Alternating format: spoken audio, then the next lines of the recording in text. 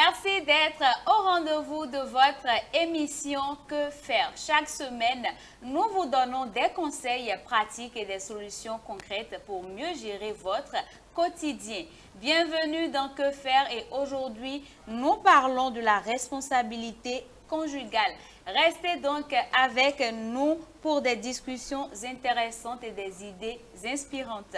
Et comme toujours, je suis avec deux serviteurs de Dieu sur ce plateau pour échanger sur ce thème. Bonsoir, maman. Bonsoir, madame. Présentez-vous à nos chers téléspectateurs. On m'appelle madame Tossa, Afiavig.Honorine. Ravi de vous avoir sur ce plateau. Merci. Bonsoir, papa. Bonsoir. Présentez-vous à nos chers téléspectateurs. Bon, ici c'est le pasteur Edgar Kodjo Agodo. De quel... Bon, de l'église Assemblée des disciples de Christ. Je le disais tout à l'heure, on parle de la responsabilité conjugale. Que veut dire ce thème pour vous? Ce thème veut dire beaucoup, la responsabilité conjugale. Il s'agit ici du foyer, de la vie du foyer. Voilà une responsabilité où chaque membre de la famille a sa part de responsabilité à jouer pour le bien de l'ensemble. D'accord. Donc voilà un peu ce que je peux dire brièvement. D'accord. Maman, Oui. que veut dire responsabilité conjugale? La responsabilité conjugale, c'est en quelque sorte le rôle de chaque partenaire dans le foyer. Quel est, selon les Écritures, le rôle principal du mari dans le foyer? Le rôle principal du mari dans le foyer, c'est prendre soin de sa femme, s'occuper de son foyer, de ses enfants, les aimer comme Dieu a aimé l'Église et leur donner tout ce qu'il faut. Comment un mari doit-il s'occuper de sa femme? Un mari doit s'occuper de sa femme d'abord et en l'aimant. Ça, c'est la première condition, l'amour. Parce que quand il y a l'amour, il y a tout dans le foyer. Après l'amour, elle doit quand même prendre soin de la femme. Quand on dit prendre soin de la femme a des besoins. Elle doit quand même s'occuper de ces besoins-là. Elle doit s'occuper des enfants. S'il y a des enfants dans le foyer, le mari doit pouvoir s'occuper des enfants. Les nourrir, les vêtir, leur donner l'éducation qu'il faut afin qu'ils soient quelque chose dans la vie. Voilà à peu près ce que je peux dire. D'accord. Papa, selon les Écritures, quel est le rôle principal, la responsabilité principale du mari dans le foyer? C'est pas pourquoi vous avez voulu commencer par le mari, sa responsabilité. Honneur aux hommes aujourd'hui. D'accord, on accepte pas. Sinon, souvent, quand il s'agit de responsabilité, c'est souvent l'homme qui est indexé, vu au premier rang. Maintenant, et parlant de la responsabilité de l'homme dans le foyer, selon les Écritures, je crois que c'est très profond. Parce que quand on prend les Écritures, plus principalement quand nous sommes dans l'épître que Paul a écrite aux Éphésiens, dans le chapitre 5, déjà, là nous voyons que Paul demandait aux maris, oui, c'est comme il leur demandait de se sacrifier pour leur épouse, comme Christ s'est sacrifié pour l'Église. Donc c'est tellement profond. Ce n'est pas c'est pas de l'amusement, c'est un sacrifice, c'est un don de soi, c'est se donner entièrement, se sacrifier pour le bien-être de la famille, de son époux, de ses enfants et de tout. Cela veut dire que le mari a la responsabilité de tout et tout sur la femme. Le mari a la responsabilité, c'est-à-dire l'amour. La Bible demande à l'homme d'aimer sa femme. Et aimer veut, quand nous prenons toute la Bible, le vrai sens d'aimer, c'est se donner. Dieu a tant aimé le monde, il a donné. Donc quand il y a l'amour, il y a le don.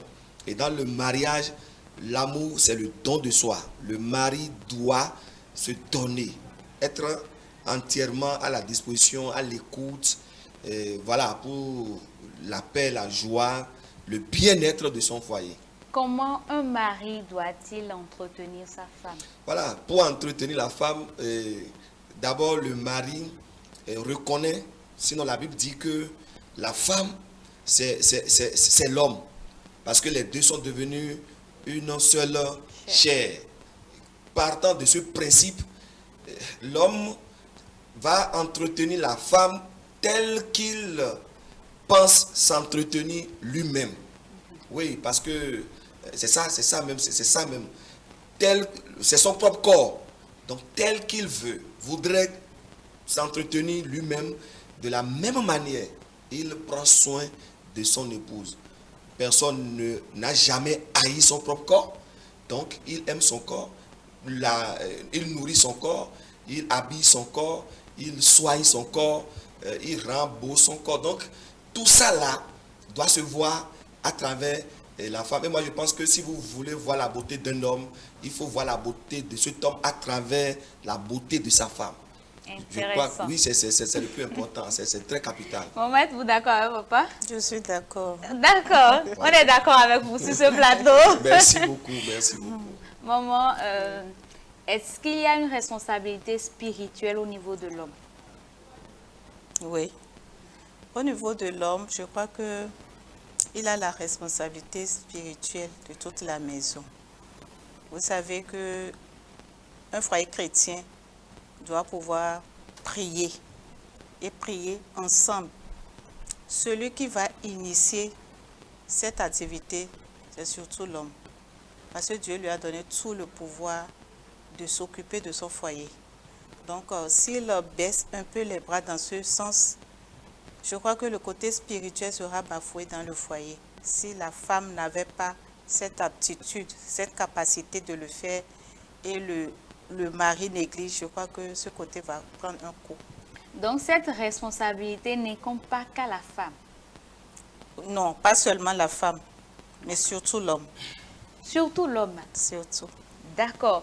Maman dit que la responsabilité spirituelle du foyer incombe surtout à l'homme. Êtes-vous d'accord?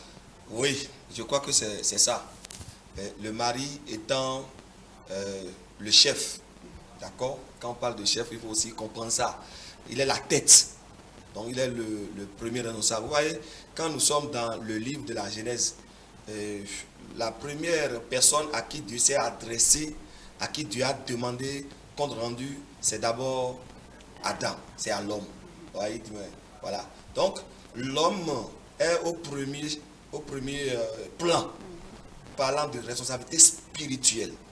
Donc, pour le bien-être spirituel, l'étude de la parole de Dieu, et la communion avec Dieu, la prière, et puis la vie fraternelle, la mise en pratique des enseignements bibliques dans le foyer, le suivi de la croissance spirituelle.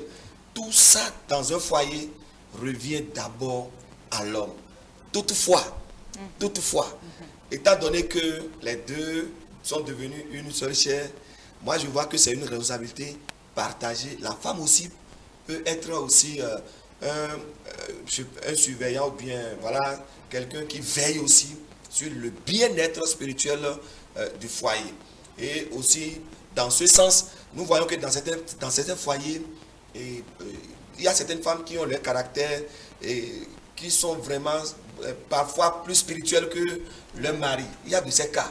Donc, dans tous les cas, il y a quelqu'un qui doit faire le travail, mais ça revient d'abord à l'homme. Ça revient d'abord à l'homme.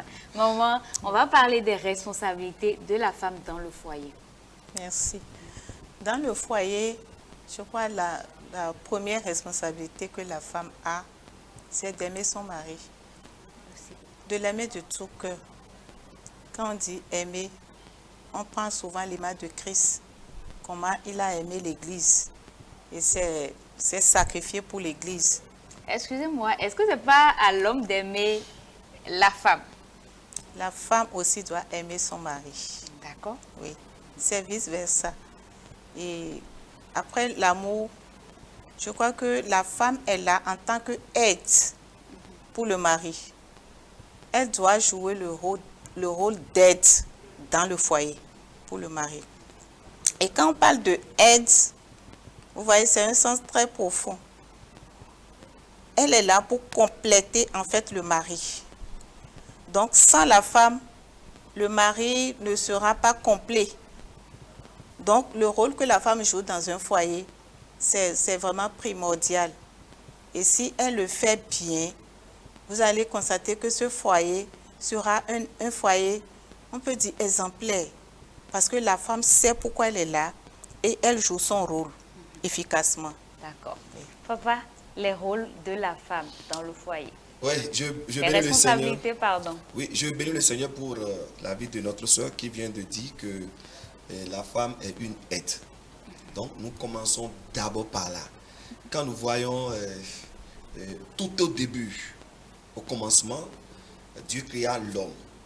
Et l'homme n'était pas épanoui. Quand Dieu observa l'homme, Dieu vit qu'il y a un manque. Et c'est là, dans toute sa sagesse, Dieu a tiré la femme de l'homme. Et c'est pour aider l'homme, c'est une aide. Et cette aide-là, ce n'est pas une aide domestique ou bien un apprenti, non, rien de ça. Une aide, un complément, un vis-à-vis. Donc, la femme vient pour combler une solitude, un manque, un vide qui est en l'homme. Donc, la femme doit accompagner son mari. Elle est là pour l'aider sur tous les plans. L'aimer, d'accord. Et de l'autre côté, la Bible appelle la femme à se soumettre, à respecter, à honorer son mari. Donc, la présence de la femme équilibre la vie de l'homme, équilibre la vie du foyer. Donc, sans la femme, l'homme n'est pas équilibré. C'est comme cette table qui est sur 4 pieds, je crois. Mais dès qu'on enlève un seul pied, l'équilibre est affaissé. Oui. Voilà, donc c'est ainsi la femme. Et elle doit aider son mari dans tous les sens, dans tous les domaines. Même spirituel. Spirituel, surtout, vraiment, encore là, il faut vraiment féliciter nos mamans. Parce que nos mamans, Dieu leur a donné un sens élevé. Surtout quand vous prenez la Bible. Quand vous prenez la Bible, vous allez voir, c'est vrai, les hommes ont travaillé, mais les femmes ont été vraiment des servantes très utiles et qui ont accompagné. Même Christ a été accompagné par des femmes. Elles ont joué un rôle en arrière-plan, mais un rôle très, très capital. Donc, la femme, elle a un rôle spirituel à jouer auprès de son mari. Maman, qu'en est-il de la responsabilité spirituelle de la femme dans le foyer? Dans le foyer, la femme aussi a la responsabilité de prendre en charge du côté spirituel le foyer. Aujourd'hui, nous constatons qu'il y a beaucoup de femmes qui se lèvent tôt pour rentrer dans la prière parce qu'elle doit commencer la journée avec Dieu. Et en même temps, elle emballe toute la famille, et le mari et les enfants pour la prière matinale, ainsi que la lecture de la parole de Dieu. Tout ça, c'est un rôle très important que les femmes jouent aujourd'hui dans le foyer. Et je dis, dans les foyers chrétiens, tous les foyers ne sont pas chrétiens, mais les foyers qui sont chrétiens, voilà quelques rôles que la femme peut jouer dans le foyer. D'accord, merci beaucoup maman. Est-ce que vous pensez qu'un homme qui ne subvient qu'aux besoins alimentaires dans le foyer est un homme responsable? Un homme qui ne survient qu'aux besoins alimentaires dans le foyer, bon, en partie, on peut dire qu'il est responsable. En partie. En partie. Parce que le besoin alimentaire aussi, c'est quelque chose. S'il essaie de faire ça, je pense qu'il n'est pas négatif en soi. Il est aussi un peu responsable. Je vous retourne la question. Oui, très, très, très bonne question. Elle est pertinente. Nous sommes ici en train de parler du foyer. Vous savez, quand le foyer bascule, quand le foyer perd son équilibre, c'est toute la nation qui est influencée. L'Église est influencée. Donc, je crois que les choses doivent rester à leur place. Et Dieu dit, je parle surtout au foyer chrétien. Dieu dit, l'homme ne vivra pas seulement du pain, mais la parole de Dieu à sa place. Donc le spirituel conduit même le physique. Donc un homme qui ne fournit que, qui ne pense que, qui ne survient qu'aux besoins alimentaires, moi je veux dire à cet homme qu'il a raté. Oui, il n'a rien fait encore. Je le dis personnellement, je vois qu'il a raté. Parce que les gens peuvent manger, être à l'aise, mais spirituellement, s'ils ne sont pas bien bâtis, tu vas avoir des conséquences graves. Je ne suis pas sûre de bien comprendre. Voilà. Je vais donner un exemple. Quand vous êtes père de famille, vous achetez riz, maïs, tout à la maison, et que vous n'accompagnez pas, sinon, ou bien avant ça, vous n'avez pas installé une vie spirituelle, une éducation spirituelle, et un accompagnement spirituel dans la maison, les enfants vont grandir, ils auront bonne chair, ils vont grossir.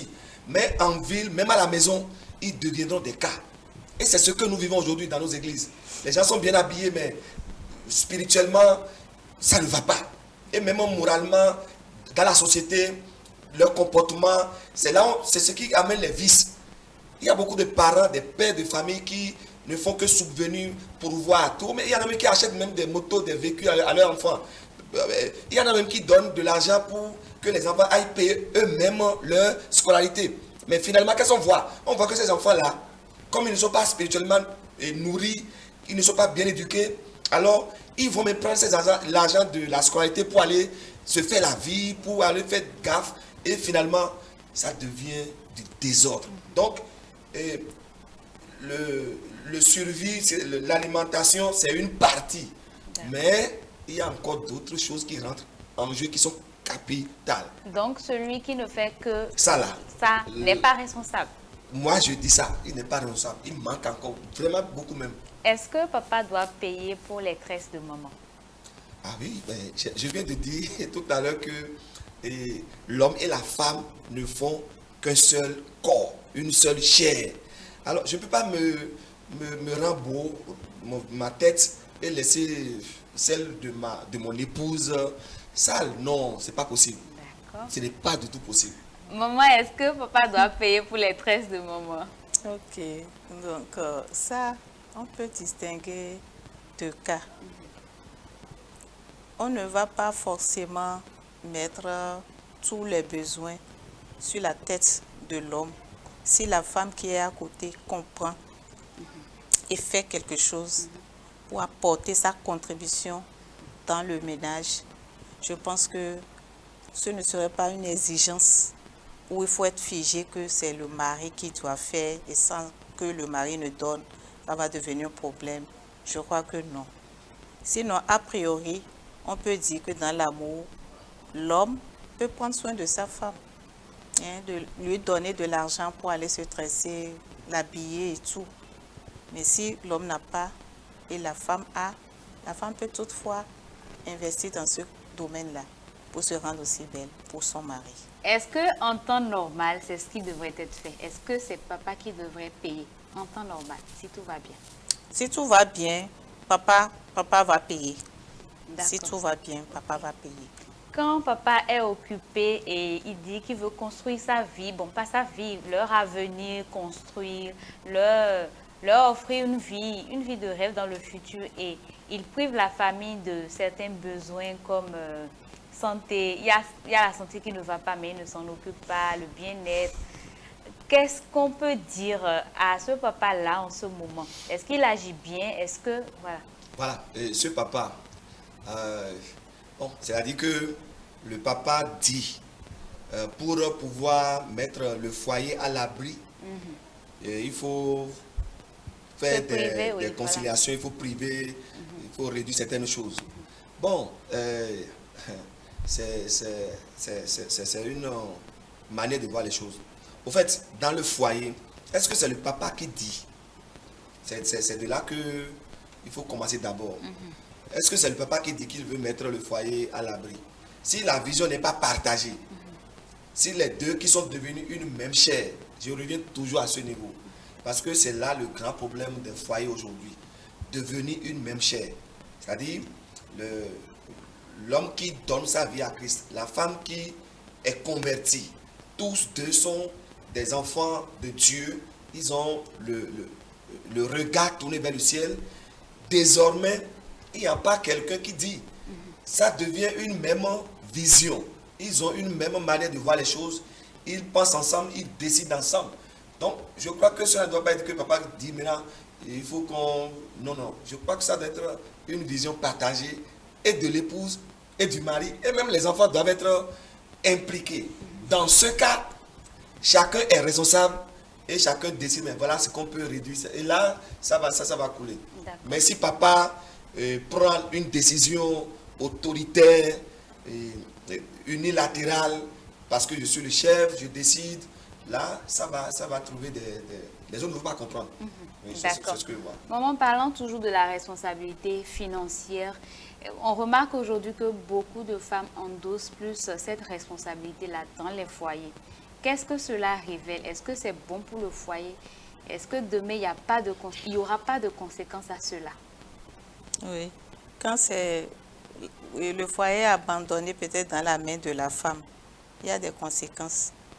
Déjà, on voit que l'homme ne joue pas son rôle. Et il fuit ses responsabilités. Et la femme essaie de le faire.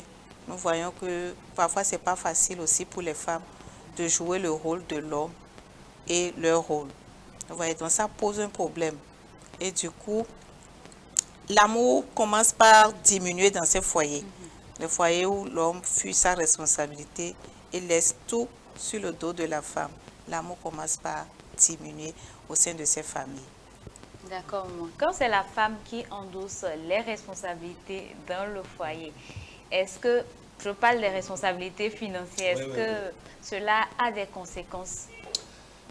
D'abord, permettez-moi de saluer ces femmes, nos mamans, ces épouses qui, d'un jour à l'autre, se sont retrouvées seules face aux responsabilités, aux charges du foyer, d'une manière ou d'une autre, parce que parfois même c'est peut-être que le mari perd son boulot, oui, ou bien que le mari, excusez-moi, d'autres maris, nous sommes ici dans le cadre chrétien, mais bizarrement, même dans le cadre chrétien, on voit même des hommes qui deviennent polygames et qui abandonnent la première femme avec les enfants, les charges. Donc, je salue ces femmes, ces sœurs, et je prie que le Seigneur les soutienne. Ce n'est pas facile.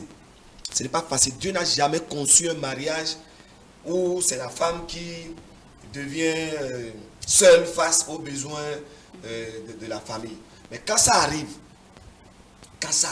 et que c'est comme ça, ça doit se passer, nous prions que le Seigneur soutienne nos mamans, nos sœurs, nos filles qui sont dans ces cas. Dieu va les soutenir parce que rien n'est impossible à Dieu. Dieu est capable et il va les soutenir et elles iront jusqu'au bout pour relever le défi. Parce que là, il faut l'éducation des enfants, il faut la santé des enfants, il faut l'épanouissement, il faut réaliser l'avenir. C'est toute une charge. Oui. Et profitons pour dire aussi aux maris de revenir, de reprendre le charge. Oui, c'est bon pour aller au ciel là. Il faut bien construire ici d'abord avant de penser là-bas. Maman va profiter de papa pour donner aussi un conseil à nos chers téléspectateurs, femmes comme hommes. Ok. À nos chers téléspectateurs hommes, je leur dirais que le foyer est sacré. Et quand Dieu a instauré le foyer, il a mis des limites à chacun. Donc chacun a quelque chose à faire pour le bien-être du foyer. Lorsque le rôle de chacun est bafoué, de quelqu'un est bafoué dans le foyer, il y a un problème qui survient en même temps. Et à mes chers hommes, Sœurs. ou bien chères sœurs, Oui.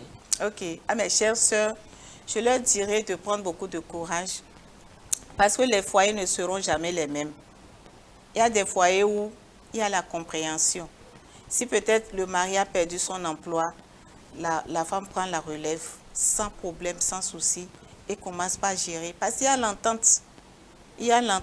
Ils se comprennent. Là, il n'y a pas de problème dans ce côté. Mais s'il n'y a pas l'entente et c'est l'abandon de ses responsabilités, là, le problème se pose. Donc, je dis à ces femmes qui traversent ces moments de prendre beaucoup de courage, de compter sur le Seigneur. Parce que Dieu n'abandonne pas ses enfants. compter sur le Seigneur et de ne pas laisser le foyer. Parce qu'on constate que beaucoup de femmes, quand les problèmes deviennent trop, il y en a qui fuient le foyer. Elles s'en vont parce qu'il y a des difficultés dans le foyer. Elles prennent le départ. Je leur conseille de ne pas partir, d'attendre encore le Seigneur. Parce que Dieu peut changer les choses d'un jour à l'autre. Elle n'a qu'à attendre pour voir ce que Dieu peut faire dans le foyer. Voilà ce que je peux dire. D'accord, mon pasteur, on parle de responsabilité, mais on n'a pas abordé la responsabilité émotionnelle. Quand maman va mal, quand papa va mal, qui réconforte? Dans les deux cas, c'est des conjoints. L'homme est là. Vous parlez comment appelle-t-on? Responsabilité morale. Quand l'un est affaibli par la maladie ou bien par une situation qui survient. En fait, là, et quand les deux sont ensemble, c'est pour se couvrir. C'est pour se couvrir, c'est pour aller, quand deux se couchent là, quand l'un a froid, et l'autre va l'échauffer. Oui, quand l'autre a chaud, l'autre vient avec un peu de froid pour amortir un peu le choc. Donc, sur ce plan, je crois que ça va dans les deux sens. Prenons l'exemple où que c'est la femme qui est éplorée, par exemple, ou bien qui est malade. Dans ce cas, l'homme, oui, doit rester au chevet de sa femme. Et je crois que beaucoup d'hommes le font. Hein. Ça là, il faut dire la vérité. Beaucoup d'hommes le font. Ah bon? Maman, est-ce que beaucoup d'hommes le font? Beaucoup le font vraiment. D'accord. En tout cas, dans les foyers chrétiens, où il y a la compréhension, où les gens vraiment comprennent la parole de Dieu, ils le font. Voilà. Est-ce que la responsabilité émotionnelle doit aller dans les deux sens, comme papa l'a dit? Oui, ça doit aller dans les mêmes sens. Ça, c'est ça qui est bien. Et c'est là où on voit la valeur de l'amour. C'est ça. Et c'est là où on voit. Par exemple, la femme qui va au marché toute la journée et puis bon, elle rentre abattue. Hein? Là, c'est la responsabilité de l'homme, de son mari, de l'accueillir, de l'écouter, hein? De demander mais qu'est-ce qui ne va pas? Et la femme de s'ouvrir pour raconter. Vous savez, les femmes aiment raconter, hein, parler de leur aventure. Telle personne a dit si, j'ai pas eu ça. Mais ça, c'est ce qui est la norme. Maintenant, quand ça ne marche pas, c'est ça qui fait que vous allez voir des femmes. Et je veux voir le pasteur, je veux parler avec le pasteur. Et là, les femmes, c'est que le rôle est déplacé. Et ce n'est pas toujours bon. Il faut que chaque homme assume sa responsabilité. Oui, chaque homme doit assumer ça. Et chaque femme aussi doit être là, écouter son mari. Quand ça ne va pas, il faut écouter le mari posément. Il ne faut pas dire que bon, toi tu es garçon, non. Pourquoi? Non. Il faut l'écouter. L'homme est homme, mais parfois la faiblesse de l'homme aussi est là. Et il faut l'écouter. Ça fait du bien à l'homme. D'accord. Oui. Il y a une personne qui a partagé son histoire avec nous et elle voudrait des solutions. Elle s'est exprimée en langue locale et nous l'avons traduit en français. Je vous invite à suivre ensemble l'histoire du jour. Do nu mi do agbadagbe lo sa. Me chele mi nu mi mo mi lo fi gan ho lo mi o. Ndi we do. U ve do la mi nu mi we bon to na wa ma ha mi. Do fi nu wa lo ji. Bonsoir le plateau, j'espère que vous allez bien. Si je suis ici actuellement, c'est parce que je suis à bout. Je voudrais partager une situation que je vis dans mon foyer avec vous. Parce que sur ce plateau, vous donnez des conseils qui édifient. Et je viens vous voir pour ça. Je suis médecin, je suis mariée depuis 2 ans. Malheureusement, au lieu de connaître l'épanouissement conjugal que j'espérais, je vis plutôt un calvaire. Mon mari est d'une avarice que je n'aurais jamais imaginé supporter au quotidien. Il en donnait déjà des signes avant notre mariage, mais je pensais naïvement qu'avec le temps et les responsabilités familiales, il changerait. Malheureusement, c'est tout le contraire. En réalité, mon mari est professeur de lycée, donc il gagne convenablement sa vie. Pourtant, Chaque mois, il ne me donne que 85 000 francs pour la ration. J'ai fait le calcul. Avec un budget moyen de 5 000 francs par jour pour nourrir notre foyer, il faudrait environ 150 000 francs par mois. Même 100 000 francs serait plus réaliste. Mais il refuse catégoriquement de revoir ce montant à la hausse. Et ce n'est pas seulement la nourriture. Même lorsqu'il s'agit de mes besoins personnels, comme aller me coiffer, il refuse de me donner 20 000 francs. C'est comme si c'était une dépense superflue. Et cela crée de plus en plus de tensions entre nous. On a dit que l'homme était le chef de la femme et que nos désirs se porteront vers nos maris. Donc normalement, il est en droit de tout assurer sur moi. C'est vrai, je suis commerçante, je gagne de l'argent. Mais c'est ce que la Bible nous a dit. Mais mon mari ne veut du tout pas comprendre. Il dit qu'il épargne pour construire. Mais est-ce que cela justifie vraiment le fait de négliger les besoins de base de son foyer? Je me pose de sérieuses questions. Je me mets à douter de son amour. Est-ce qu'il m'aime réellement? Est-ce qu'il me respecte au moins un peu? Je me retiens dans d'autres détails, mais au fond de moi, je commence à douter profondément de mon choix de vie. Je suis vraiment à bout et j'ai besoin de vos conseils. Nous sommes de retour sur ce plateau. Papa, qu'est-ce que vous pensez de cette histoire? Bon, d'abord, je compatis au souci de celle qui s'est exprimée. Et je demande à Dieu d'intervenir. Ceci étant dit, j'ai noté certaines choses qui font tellement mal. Et j'ai peur. Et c'est ce qui se passe aujourd'hui dans nos églises, dans nos assemblées. Vous voyez, les gens partent très mal dans le mariage. Quand vous l'écoutez au début, elle dit ceci. Elle a déjà senti que l'homme était un avarice déjà dans les fiançailles. Et elle s'est dit que dans le mariage, ça va changer. Là, ça c'est un point. Est-ce que tout ce qu'on constate dans les fiançailles là, est-ce qu'on dit que ça va changer dans le mariage là? Est-ce que ça change vraiment dans le mariage? Ça c'est déjà une remarque. Et je veux attirer le regard de nos jeunes. Si vous faites des remarques dans les fiançailles et que ça ne change pas dans les fiançailles là, ne pensez pas que ça va changer forcément dans le mariage. Le mariage ne change pas les hommes. Et avec l'aide de la prière? Le mariage ne change pas les hommes. C'est l'éducation biblique et la conversion. C'est les cœurs convertis qui sont transformés.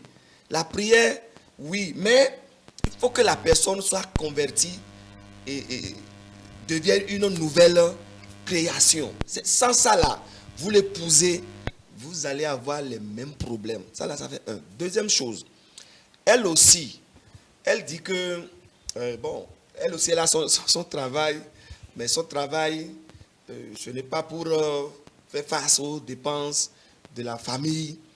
Donc, et elle réclame 13 de 20 000 francs, et on lui donne 80 et quelques mille, ça fait 5 000 francs par jour, et ça ne lui suffit pas vraiment. Je ne veux pas aller plus loin que ça. D'accord, je reviens à vous dans un instant. Oui, vous revenez après. Maman, c'est l'histoire du jour. Qu'est-ce que vous pensez de tout ça? D'accord. Je pense que j'ai écouté avec attention le témoignage. Déjà, ce que je peux dire, c'est que cette femme est partie avec une mauvaise compréhension du mariage. Elle n'a pas compris ce que c'est que le mariage avant de rentrer dans le foyer. Et lorsque vous rentrez dans le foyer comme cela, vous serez déçus. Parce que nous avions déjà parlé de beaucoup de choses ici concernant le foyer. Et le foyer, c'est un lieu où il y a quand même le partage. C'est un lieu où il y a quand même la joie, la paix, tout ce que Dieu a dit. C'est ça le foyer. Mais quand vous rentrez dans le foyer comme si c'était un lieu où c'est une seule personne qui va prendre la responsabilité de tout, c'est déjà mauvais. Donc, c'est vrai qu'elle traverse des difficultés, elle est un peu déçue de son mariage et tout, mais on peut lui dire qu'elle doit revoir les choses. J'ai entendu. On va y arriver tout à l'heure. Pour les conseils, on va y arriver. Okay. Est-ce que vous pensez qu'un mari qui lui donne 85 000 francs le mois, parce qu'elle suppose que si il lui donnait 150 000 francs, je dis 150 000, 5 000 francs, ça ferait 150 000 francs le mois. Donc, il ne lui donne pas ça et il ne donne pas non plus 100 000. Elle trouve que ce mari est avare. Est-ce que vous pensez que le mari est avare?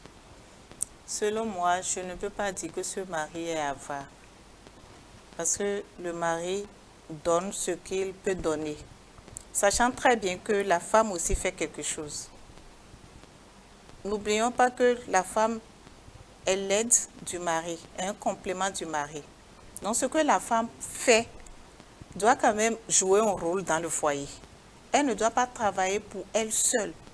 Elle travaille pour apporter aussi sa contribution dans le foyer. Mais l'idée que je travaille pour moi seule, c'est déjà mauvais. On entend souvent dire dans le monde que l'argent de la femme lui appartient à ses enfants et à ses parents.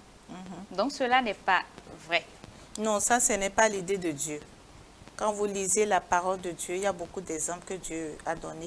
Nous avons vu l'exemple de la femme, comment on appelle, la femme du Proverbe 31. Donc cette femme, tout ce qu'elle fait là, c'était pour le foyer. Elle se lève tôt le matin, elle se couche tard, elle travaille de ses mains, elle fait ci, elle fait ça, mais tout pour le foyer. On n'a jamais vu quelque part où cette femme vertueuse est en train de rassembler quelque chose à part ou bien cacher quelque chose parce que ça c'est pour moi, mon mari ne va pas voir. On n'a pas vu ça dans la parole de Dieu. On a vu qu'elle se donnait corps et âme pour participer, pour contribuer à la vie du foyer. C'est comme cela que tout le monde a loué de ses œuvres.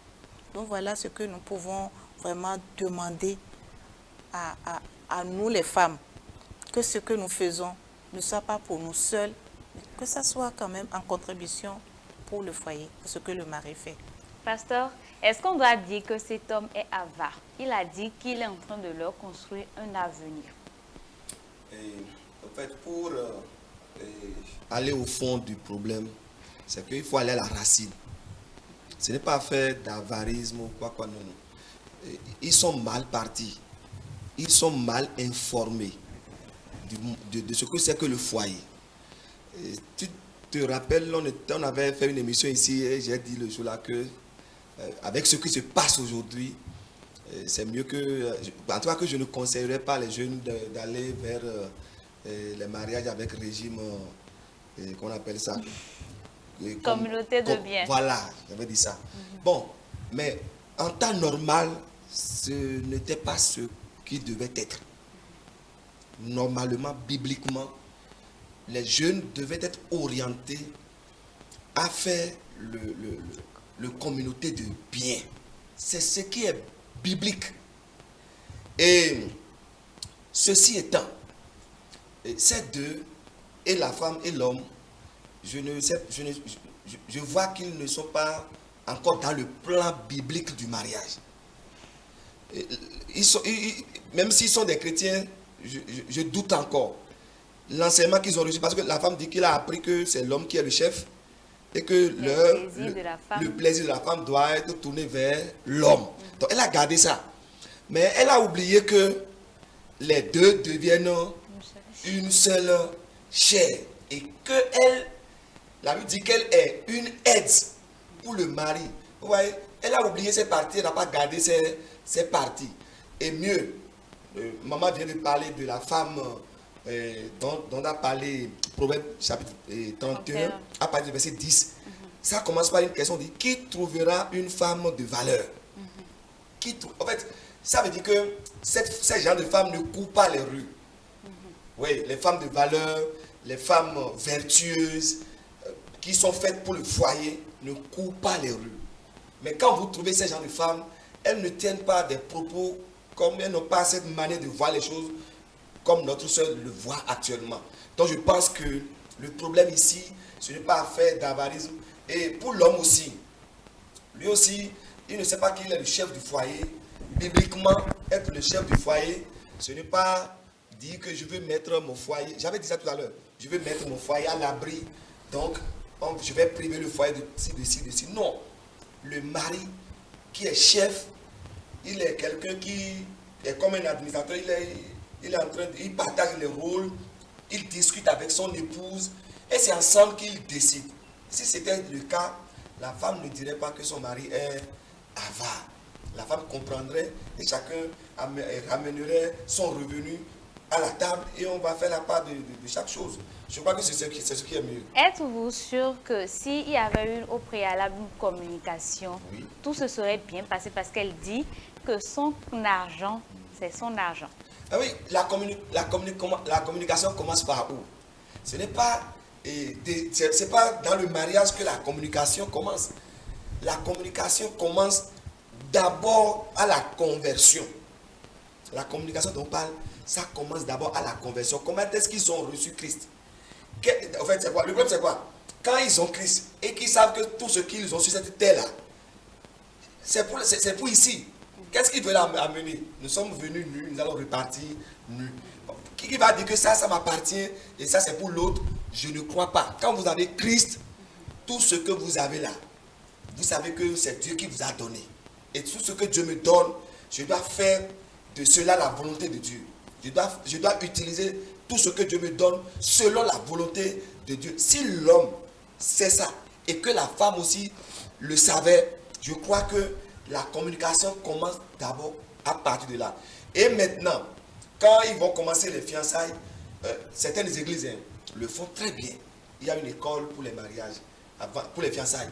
On vous enseigne correctement, on vous éduque. Et même ces genres de cas sont abordés déjà dans les fiançailles avant même de venir dans le mariage. Et maintenant dans le mariage, comment tu peux aimer quelqu'un et ne pas échanger avec lui, ne pas le comprendre? Vous voyez, donc franchement, ils sont à leur jeu, ils ne sont pas encore dans le plan biblique du mariage. Ça, c'est mon point de vue. Maman, est-ce que vous trouvez que c'est la base qui a été déjà ratée? Oui, je l'ai dit tantôt, c'est la base qui est ratée. Et c'est pourquoi, comme le pasteur vient de dire, il faut enseigner les jeunes avant le mariage. Il faut que les jeunes acceptent les enseignements que les pasteurs donnent dans les églises, qu'ils les écoutent bien, qu'ils les comprennent avant de rentrer dans le mariage. Parce que quand vous rentrez dans le mariage, pour rompre le mariage, c'est un peu difficile. Donc s'il faut rompre quelque chose, c'est dans les fiançailles. Mais quand vous rentrez, tout devient difficile. Donc l'enseignement est très, très nécessaire. D'accord. Pour cette histoire, nous allons prendre l'avis d'autres hommes de Dieu avant de venir au conseil. Nous devons comprendre que quand on dit la femme est l'aide, la femme est aide. La femme n'est pas problème de l'homme. La femme est venue aider l'homme. Ça veut dire quoi? Quand vous êtes aide, vous devez être prêt que votre argent aussi soit aide dans la famille. Et les femmes, c'est comme ça. Et plusieurs femmes s'adoptent. L'argent que tu gagnes aussi doit faire quelque chose dans la maison. Ça doit aider aussi l'évolution du foyer. Tu dois augmenter si le mari donne une partie. Et toi, tu ajoutes un peu. Qu'est-ce que ça fait? C'est pour la vie de la maison. Ça, là, ça ne doit pas causer d'ennui. Ça, là, ça ne peut pas faire de manque de respect. La femme aussi a son apport dans la femme. On n'a pas dit que comme l'homme est chef, c'est qu'il est venu se sacrifier et c'est lui qui doit faire tout. Oui, c'est bon. Et cette mentalité, enlevez ça de vos têtes, c'est pas bien. Quand l'homme envoie un peu, la femme aussi envoie un peu. Et la vie est dans la maison. Compléter 5 000 francs ou bien 10 000 francs ou bien 20 000 francs, qu'est-ce que ça fait?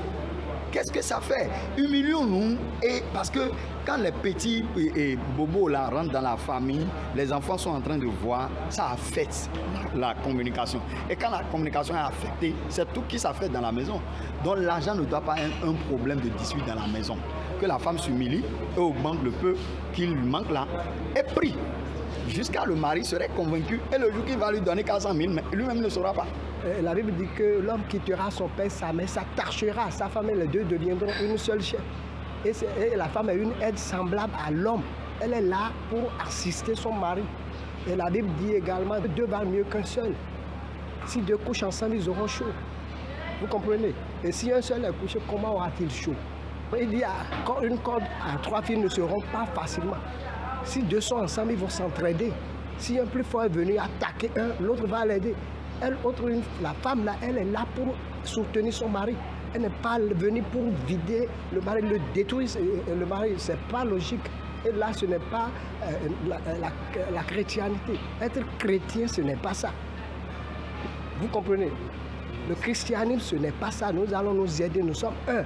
Elle est la moitié de son mari. Vous comprenez? Selon elle, si peut-être c'est le mari seul qui prendra la charge de la maison, ça veut dire... Et puis, elle a une activité. Ce n'est pas qu'elle ne fait rien. Donc, elle ne veut pas aider son mari. Ça, moi, je ne veux pas juger. Mais je ne vois pas l'amour là. La Bible dit que l'amour est patient, l'amour supporte, l'amour protège, l'amour fait tout. Et où se trouve l'amour là? Si elle est réellement amoureuse de son mari, si elle l'aimait réellement, elle n'allait pas viser la poche du monsieur. Elle aussi a le droit de merci, de participer. Merci. Vous comprenez? Donc, cette vie, bon, laissez-moi, je ne la juge pas, mais une femme chrétienne qui peut parler ainsi que la Bible a dit que c'est l'homme seul qui va supporter la charge du foyer, dont elle autre ne va pas participer. Ça, c'est un thème païen.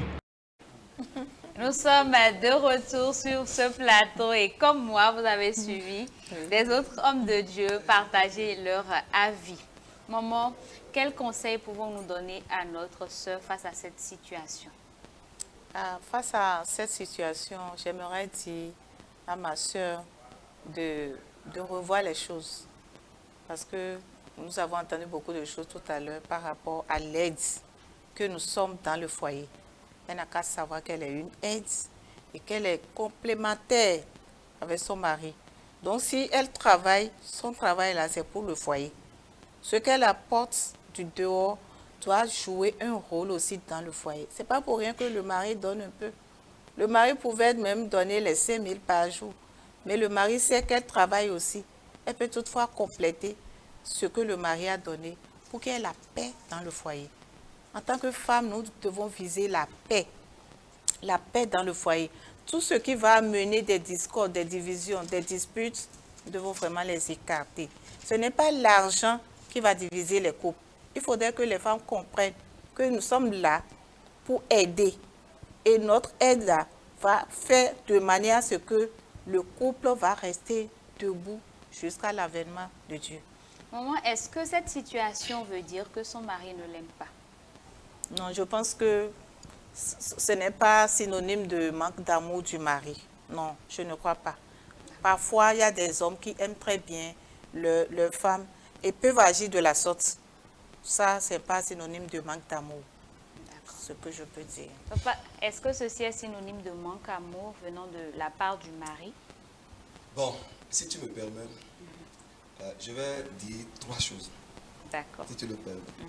D'abord, je vais parler à la jeunesse et aussi parler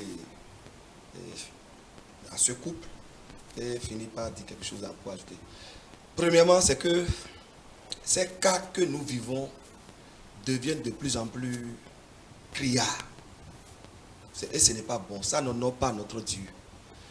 Et pour les jeunes, aujourd'hui, même jusqu'à presque hier, j'ai parlé avec une jeune fille, avec ses parents.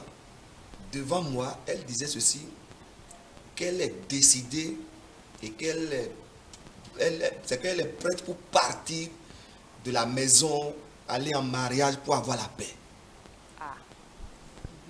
Vous voyez, une jeune fille, 22 ans, qui déjà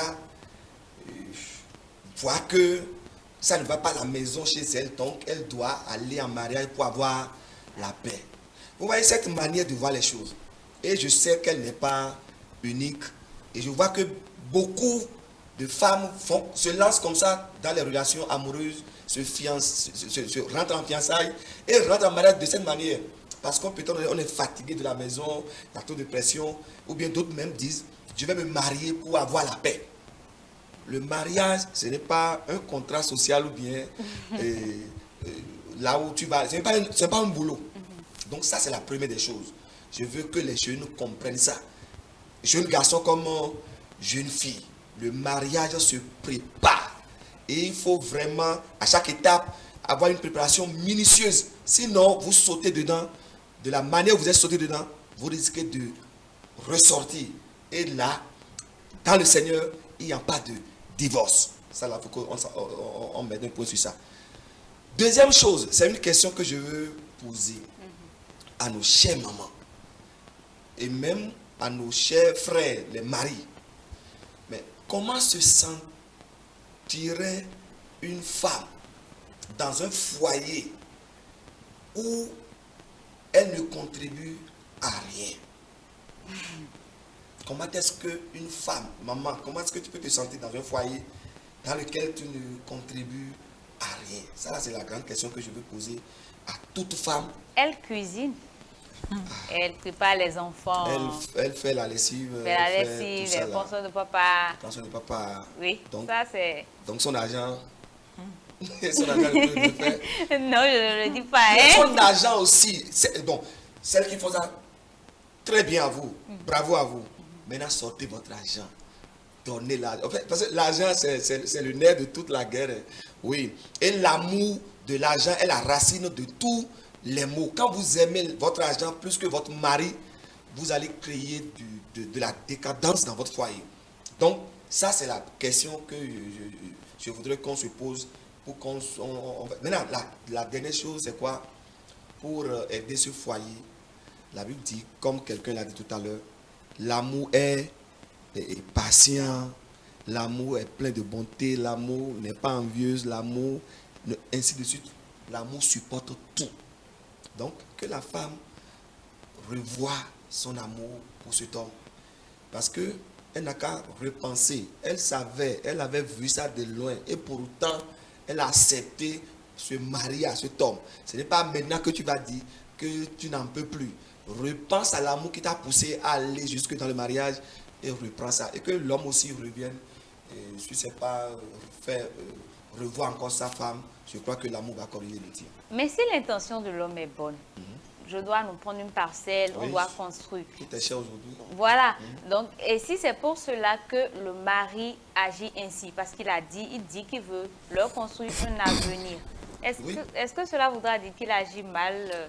Si c'est dans ce sens, je reviens sur ce que j'avais dit.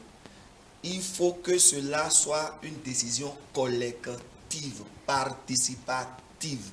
Il faut que la femme aussi voie. On dit que celui qui connaît le fond de la marmite ne peut pas abuser. Donc si la femme voit clair dedans, elle-même saura comment on va régler ça. D'accord. Merci beaucoup. Merci beaucoup à vous, maman. Un conseil à l'endroit des jeunes qui se préparent pour le mariage. Ok. Les jeunes qui se préparent pour le mariage, je leur dis d'être vraiment patients. Parce qu'on ne se précipite pas en matière de mariage. Hein? Il y a le mariage, quelqu'un a dit que le mariage c'est comme une chambre. Pour ceux qui sont dedans, là, c'est comme il y a la chaleur dedans, ça les chauffe. Et ceux qui sont dehors aussi veulent rentrer dans la chambre. Vous voyez, il n'y a pas quelque chose d'extraordinaire dans le mariage. Quand vous ne vous préparez pas, vous rentrez dedans, sachez que pour même sortir, ça devient difficile. Donc, il faut que les jeunes suivent les conseils bibliques, ce que les gens enseignent à l'église. Il faut qu'ils écoutent, il faut qu'ils se préparent. On ne rentre pas dans le mariage parce qu'on est fatigué de la maison. J'ai dit à 20 ans, comme les gens le disent, après 18 ans, tu peux sortir de la maison. Et les gens croient que quand j'ai dit à 22 ans, il faut que je sorte de la maison, je suis fatigué des parents et tout. Quand vous rentrez dans le mariage comme cela, sachez que vous n'avez rien, aucune connaissance dans la tête concernant le mariage, vous aurez des difficultés là-bas. Et les couples aussi qui ne s'entendent pas sur certains points, bon, disons qu'ils sont déjà dans les fiançailles, ils ne s'entendent pas, essayez de régler les choses dans le fiançailles. C'est là qu'on corrige tout, c'est pourquoi on dit fiançailles. Mais quand vous laissez les choses, parce que vous êtes pressé d'aller, vous courez pour rentrer, ça devient difficile. Ce n'est pas là-bas que l'homme se corrige, ni la femme. Au contraire, ce que vous avez vu dans fiançailles, ça peut s'empirer dans le mariage. C'est pourquoi je demande aux jeunes d'être vraiment patients. D'être patients, de prendre le temps et d'avoir quand même un boulot, un travail en bonne et due forme avant de dire je vais me marier. Et la femme aussi, je voudrais leur dire d'avoir quelque chose en main avant de rentrer dans le foyer. Nous ne devons pas être dans un foyer comme un parasite ou bien quelqu'un qui est toujours dépendant de l'autre. Non, nous devons travailler aussi pour apporter notre contribution dans le foyer. C'est pourquoi la jeune fille aussi doit travailler avant de se marier. Merci beaucoup, maman. Merci beaucoup, pasteur. C'est un plaisir de vous avoir eu sur ce plateau. Et voilà qui met fin à cet échange très, très riche. Nous avons parlé de la responsabilité conjugale et nous espérons que les réflexions partagées vous ont édifié. On se donne rendez-vous très prochainement pour un autre numéro de Que faire. À bientôt.